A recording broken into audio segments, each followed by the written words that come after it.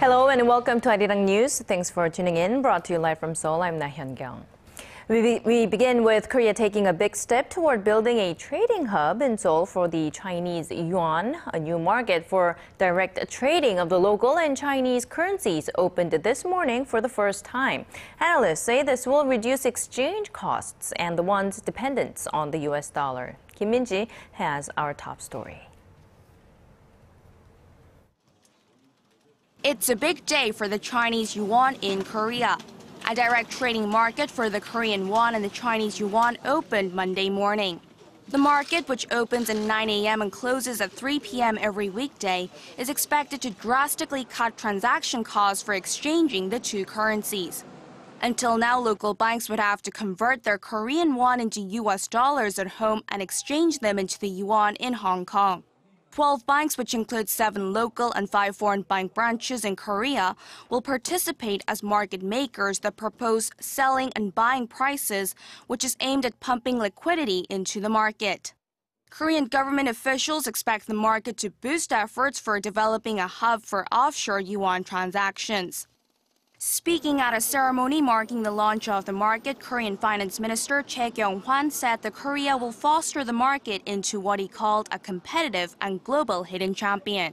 Choi added that to promote won-yuan trading, the government will build an electronic trading system up to the standards of the $1 trading market. In July, President Park Geun-hye and her Chinese counterpart Xi Jinping agreed to open the won-yuan market this month. Kim Min-ji, Arirang News. The details on Samsung Group's annual reshuffle of positions are out. No drastic shifts were made this year, and no one from the controlling E family has received a promotion. Analysts say the group is focused on keeping management operations steady as Chairman Lee Gun-hee is still in the hospital after suffering a heart attack in May. In his first reshuffle after Lee's absence, Samsung Group heir apparent Lee Jae-yong kept the 3 CEOs at Samsung Electronics as is, but did send a warning sign to the slumping handset sector, removing 3 presidents of the IT and mobile division from their posts. Samsung Electronics saw some of its worst performance numbers last quarter, with profits hitting a 3-year low and sales falling below $50 billion for the first time in 2 years. Korea recorded another trade surplus for the month of November. Exports from a month earlier shrank along with imports, which also fell on low global oil prices. But concerns about falling shipments to China remain. Kim Ji-yeon has more. Despite concerns stemming from the weakening Japanese yen, Korea's trade surplus carried over a 34th straight month in November to $5.6 billion. Korea's trade volume surpassed the $1 trillion mark last month, 8 days sooner than last year. At its current pace, the Trade Ministry predicts annual exports to reach $1.1 trillion by the end of this year, with new record highs for trade volume, export volume, and the trade surplus. Although the volume of exports increased on year by 2.5% in November, exports shrank on month due to fewer working days. The Trade Ministry says outbound shipments shrank by nearly 2% in November from the previous month to around $47 billion. Exports of semiconductors, steel, and machinery grew on the back of growing demand from the United States, while exports related to telecommunications, automobiles, and oil and petrochemical products dropped. The amount of imports fell by 4% on month in November to $41.4 billion due to falling oil prices. Imports of raw materials, including coal and crude oil, decreased, while capital and consumer goods, particularly fish and meat products, increased. Outbound shipments to the U.S. increased by more than 20% for the second straight month, with Korean exports to China dropping 3% during the same period. Kim Ji-yeon, Arirang News. Korea's real wage growth has dropped for 6 consecutive quarters, posting near 0% growth. The Bank of Korea and the Labor Ministry said today that the real wage amounted to an average of just over $2,600 in the third quarter this year, up merely 0.08% from the same period last year. Now, this is the weakest figure since the fourth quarter of 2011, when a negative 2.4% growth was recorded. As for what the real wage growth is about, it is calculated by deducting price inflation from the nominal wage and reflects a worker's purchasing power. Experts attributed the near 0% growth to companies hiring more temporary workers who receive lower income than regular workers. A test run of a coal shipment from Russia to South Korea via the north was successful over the weekend. With that, some are hoping this will serve as the beginning of renewed economic relations between the two Koreas. Our Son Jung-in has this next story. Some 40,000 tons of coal extracted in Siberia arrived in the country last weekend through a North Korean port. The first ever shipment is part of a trilateral project undertaken by South Korea, North Korea, and Russia to transport raw materials via the Trans-Siberian Railway from Russia's Kazan to North Korea's Najin port and then to the South Korean port of Pohang. Both Pyongyang and Moscow are known to have been highly cooperative throughout the entire procedure. The South Korean delegation team, who visited Najin to inspect facilities and do some last-minute checkups, say they were well received by North Korean officials. Experts say an official deal on transporting coal regularly through the route could spark a revival of other collaborative plans between the two Koreas. The shipment is considered all the more significant as the South cut all commercial links with the North after the sinking of a South Korean warship in 2010, leaving the inter-Korean Kaesong Industrial Complex as the only economic connection. However, due to the unstable political situation on the peninsula, there are concerns the project could run into some unexpected problems down the road. The South Korean government and the consortium members, Korail, POSCO, and Hyundai Merchant Marine, are holding further consultations with Russia in a bid to lessen the possible risks.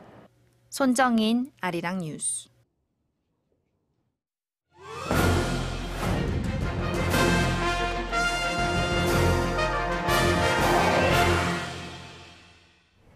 Solar power is one of the fastest growing sectors in the renewable energy market worldwide, as it is viewed as a feasible alternative to fossil fuels. Now, Korean firms in the industry have room to grow, but there are challenges ahead. Our Song Ji-sun takes a look at those challenges on this week's Industry Insight. This is the biggest solar power plant in the capital that started operating this summer.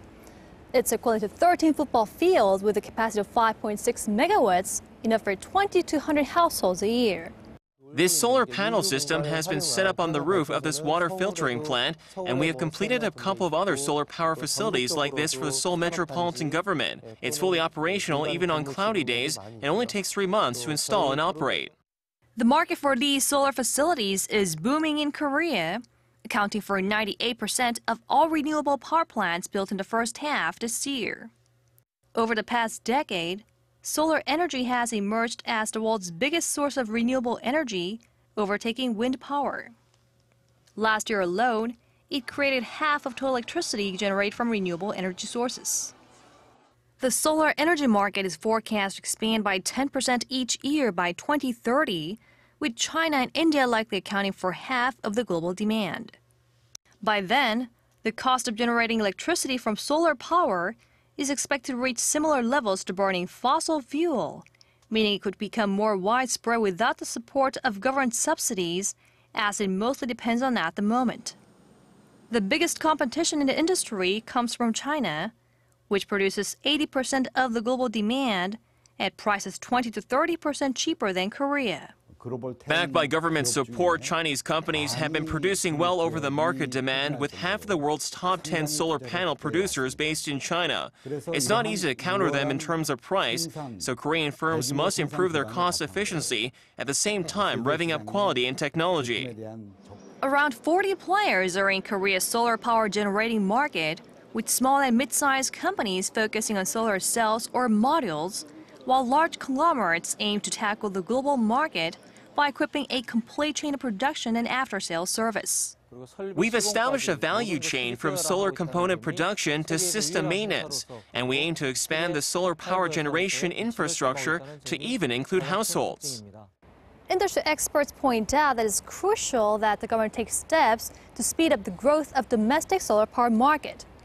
To expand the economy of scale and improve profitability, the government must ease regulations concerning installation. They also point out the government must provide financial aid to companies seeking projects overseas to help them win more share of the world's non-fossil fuel energy market. 송지선, 아리랑 뉴스.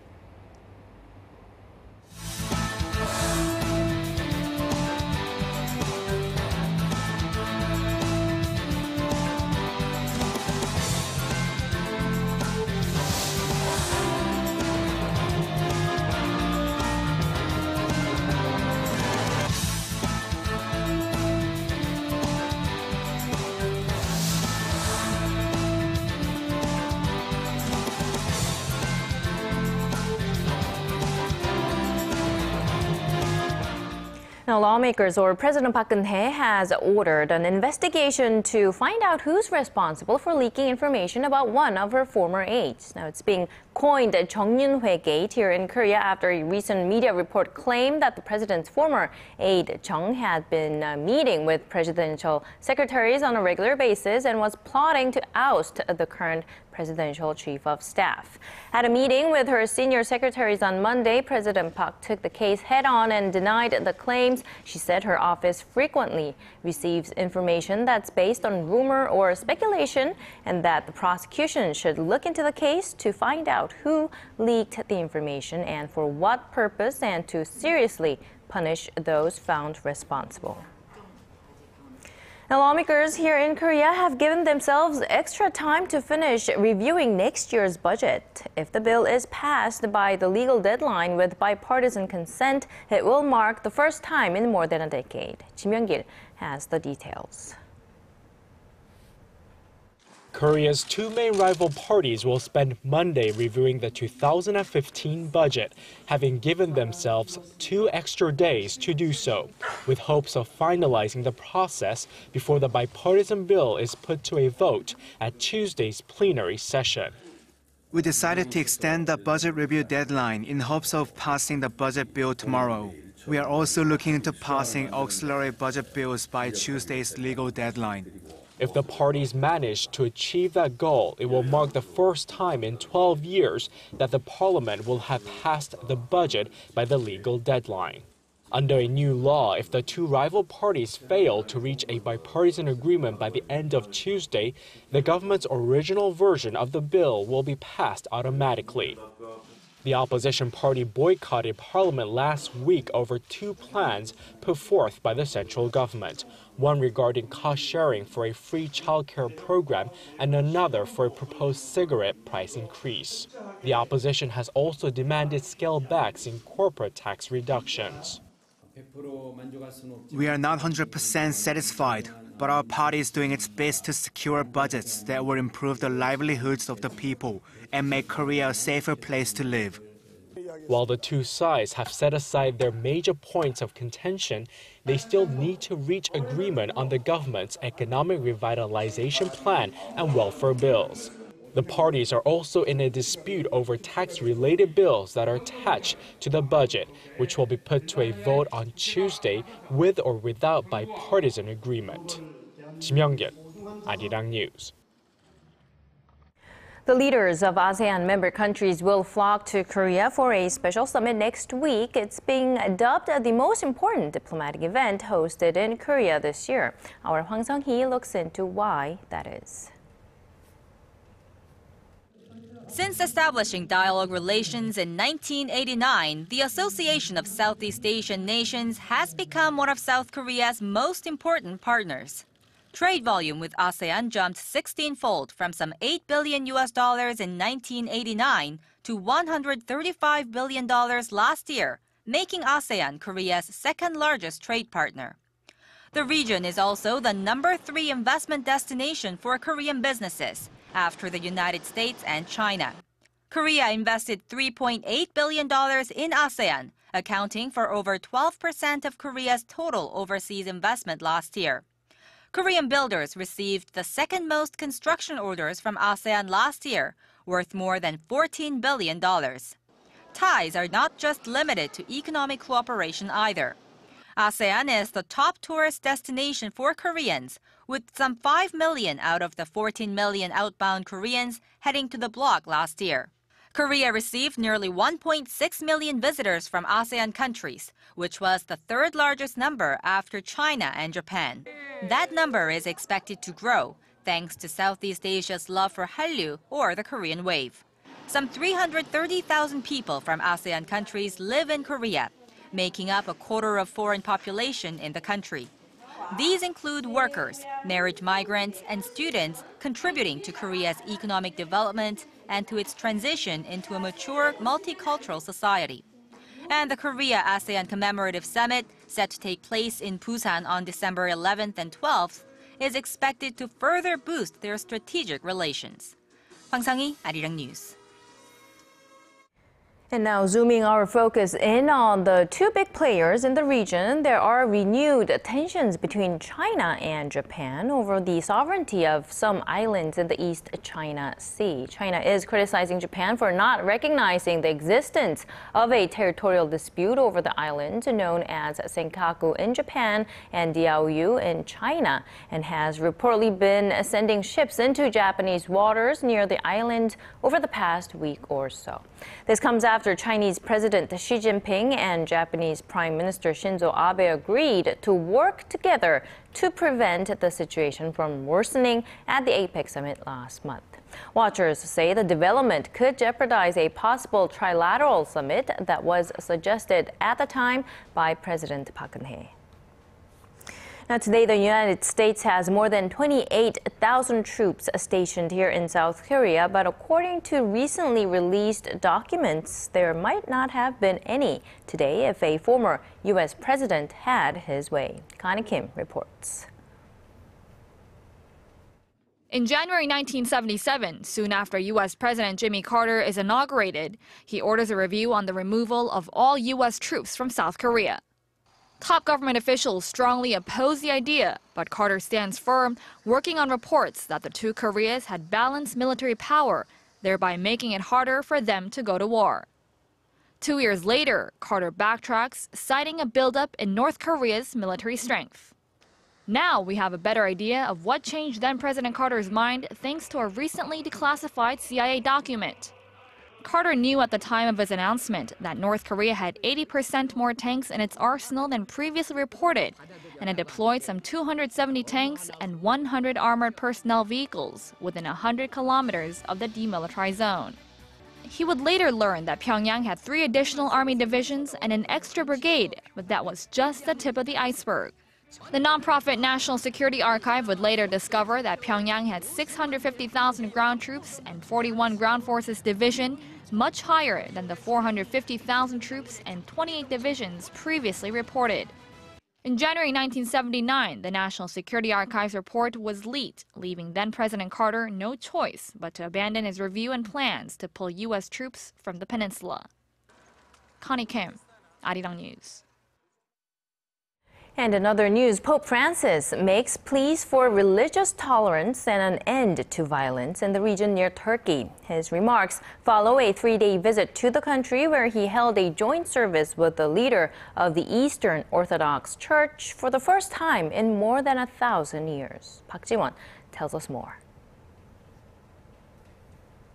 Wrapping up a 3-day visit to Turkey, Pope Francis told reporters on the plane ride home that terrorist acts shouldn't stigmatize the mostly peaceful Muslim population and that equating Islam to terrorism was wrong. Many Islamic people are offended. Many say, no, we are not this. The Quran is a book of peace. It is a prophetic book of peace. Terrorism is not Islam. However, Pope Francis had strong words for those who are carrying out heinous acts in the name of Islam.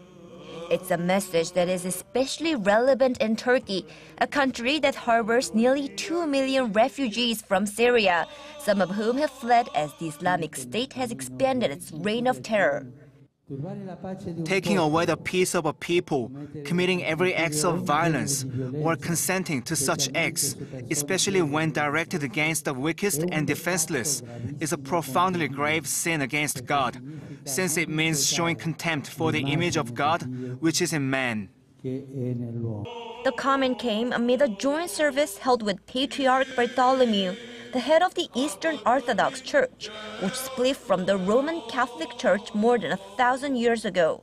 Both leaders issued a joint declaration in Istanbul, calling on Muslims and Christians to work together for peaceful coexistence. Pope Francis also prayed with a senior Islamic cleric in Istanbul's signature Blue Mosque, which dates back to the early 15th century. Park Ji-won, Arirang News. Today, December 1st, marks World AIDS Day, a day aimed at raising awareness about the fight against HIV. Now, statistics show that nearly 10,000 HIV-positive individuals live in Korea, and keep in mind that that's only the officially recorded figure. Local activists say Korea could do so much more to remove this stigma. Connie Lee has this report. The number of people with AIDS is increasing here in Korea. In 2006, 749 new cases were reported. However, in 2013, more than 1,000 new cases of HIV and AIDS have emerged, making the total number of patients currently with the virus at over 8,600. The report, released by the Korea Centers for Disease Control and Prevention, shows that 92% of the patients are male, with most of those infected in their 20s and 30s. HIV, which stands for Human Immunodeficiency Virus, attacks the body's immune system, and the later symptoms of HIV infection are referred to as AIDS, a debilitating disease that requires more attention here in the nation.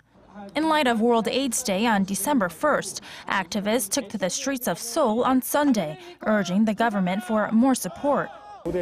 I hope the government will take the lead towards changing social perception on HIV and AIDS. Activists say HIV patients are discriminated against and receive inadequate health care. They say there are no facilities that care for patients long-term.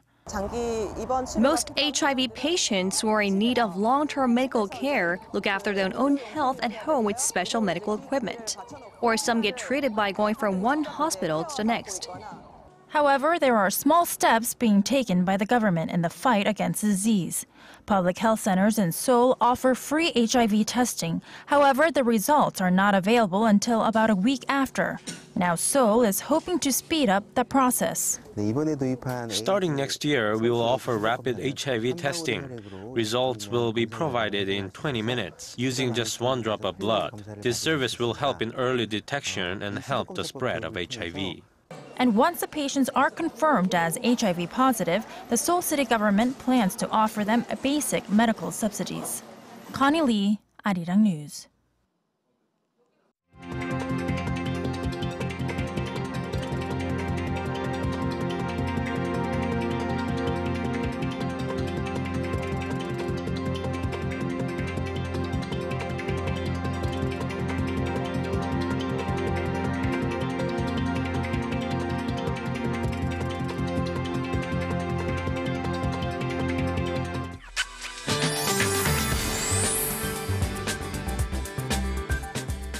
It's cold, it's December. Michelle Park here with the latest weather forecast.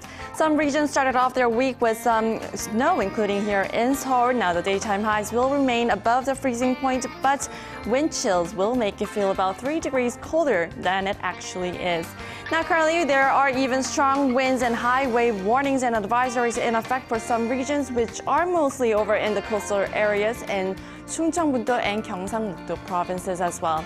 Now, like I mentioned at the top, we have snow in the forecast. Now, most regions, including Seoul, are expecting less than 1 centimeters, while some regions, such as those over in Jeollado and Chungcheongnam-do provinces, can expect heavy snow of up to 10 centimeters.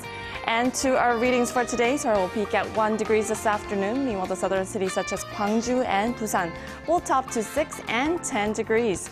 And moving over to other regions, Jeju-Hwalan tops to 10, while Dokdo hits 9, while Mangeungang will be much colder at -9 degrees.